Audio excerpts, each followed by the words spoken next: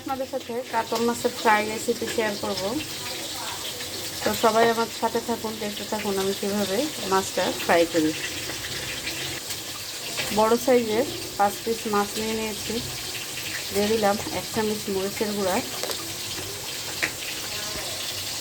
দিয়ে দিলাম 1 চামচ হলুদের গুঁড়া, দিয়ে দিলাম 1 চামচ জিরা গুঁড়া, দিয়ে দিব পরিমাণ মতো লবণ,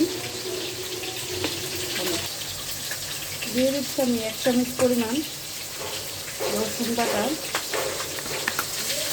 আর 1 চামচ পরিমাণ আদা বাটা। এটাকে আমি এখন ভালো করে ম্যারিনেট করে নিব নাড়াচাড়া দিয়ে।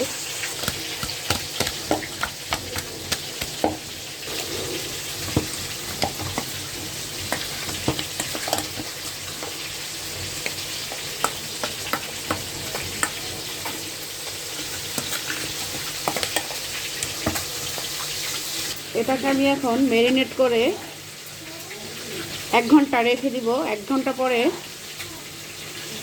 আসতেছি, আপনাদের সাথে শেয়ার করব কিভাবে এটাকে আমি ফ্রাই করি। 1 ঘন্টা ম্যারিনেট করে রাখার পর আমার মাছগুলো এই অবস্থা হয়েছে।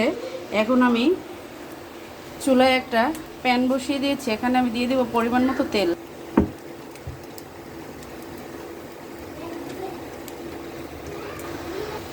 তো আমার তেলটা গরম হয়ে গেছে। এখন আমি একে একে মাছগুলো দিয়ে দিব।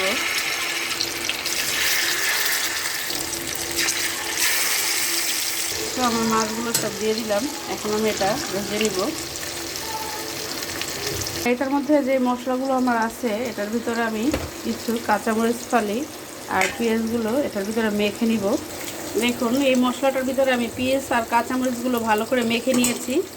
এখন মাছগুলো ভাজা হয়ে গেলে পরে আমি এগুলো ভেজে মাছের উপরে দিয়ে দিব। মাছগুলো আমি উল্টে দেব। একটু ভাজা হয়ে গেছে, এখন আমি অপর পিসগুলো উল্টে দেব।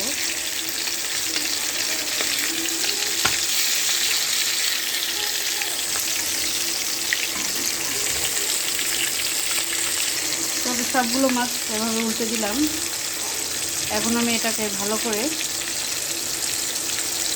ভেজে নিব। তো হ্যালো এভরিওয়ান, পেঁয়াজটা আমার ভাজা প্রায় হয়ে যাচ্ছে। মাছের তেলেই আমি পেঁয়াজটা ভেজে নিচ্ছি। যেই তেলে আমি মাছটা ভেজে নিয়েছিলাম ওই তেলেই আমি পেঁয়াজটা ভাজতেছি। দেখুন আমার মাছটা ভাজা হয়ে গেছে, দেখুন উঠিয়ে রেখেছি। এখন আমি পেঁয়াজটা ভেজে এখানে উপরে দিয়ে দিব। সো আমার মাছ ভাজা ডান। দেখুন আমার মাছটা কেমন হয়েছে। কে এভাবে রান্না করে খান কমেন্ট করে জানাবেন। সো আমার রেসিপি ভালো লাগলে আমার চ্যানেলটি সাবস্ক্রাইব করবেন এবং বেল বাটনটি অন করে দিবেন, যাতে পরবর্তী ভিডিও আপলোড করলে নোটিফিকেশনটি আপনার সাথে সাথে পেয়ে যান।